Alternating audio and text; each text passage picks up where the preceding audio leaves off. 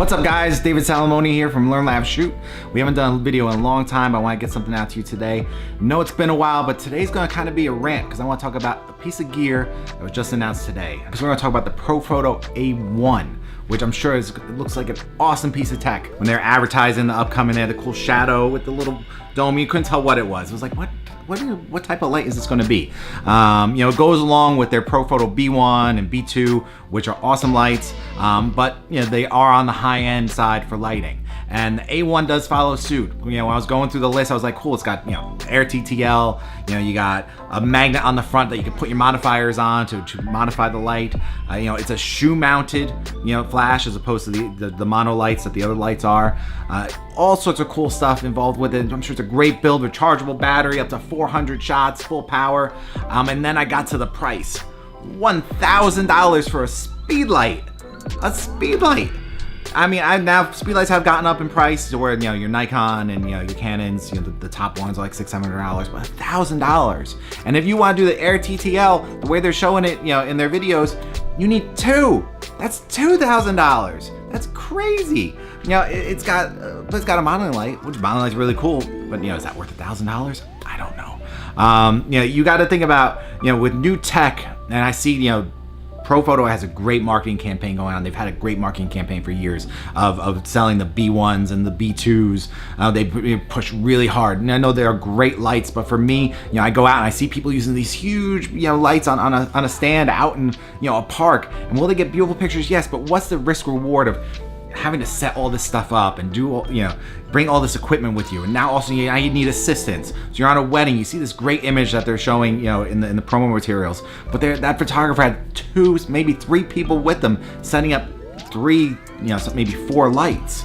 And the picture looks great, but that was a huge amount of effort that went into that shot. And for wedding photography, which is what I do primarily, we're running fast, and I don't know if I could slow down enough to set all this stuff up if I'm going to get just something that might be marginally better than what I'm doing now as a natural light photographer, or more of a simplistic setup, maybe just one light, as opposed to these more elaborate setups. Is it worth it?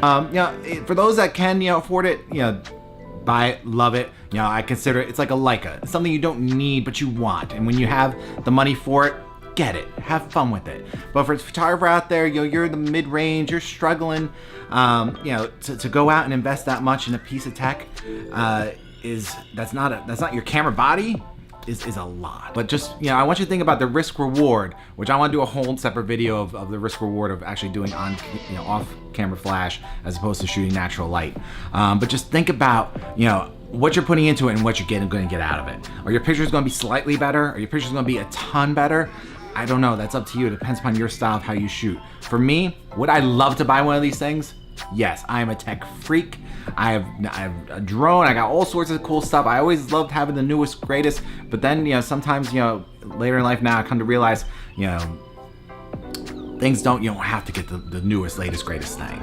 Especially for, a flash. I don't know. Call me nuts.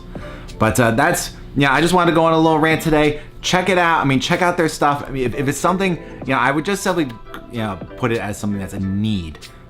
That's a want, not a need. If you want to buy an A1 and you want to buy 2 of them, 3 of them, I'm sure they're wonderful flashes. They're built great. But you can use your SB900, which I'm still rocking SB900s, or you can even go get something made from China that runs off of those rechargeable batteries, and that's all manual. That's what you need, and it's like $100. If you can roll with that and get beautiful images, the gear doesn't matter. You're the thing that matters. I'd love to hear in the comments what you guys think about the Profoto A1. Is it worth $1,000? I'm almost thinking it's like the iPhone X. Like that just came out, it was $999. Now you got the Profoto A1, it's $999. I don't know, but let me know what you think. If you like what you hear, you want to see more of our content, subscribe. I want to get more content out to you guys. I want to bring tutorials. I want to bring reviews. I got a lot of cool stuff in the pipeline, as well as bringing back Studio Chat with Big Frankie, the master photographer. But please click subscribe. Thanks guys for watching.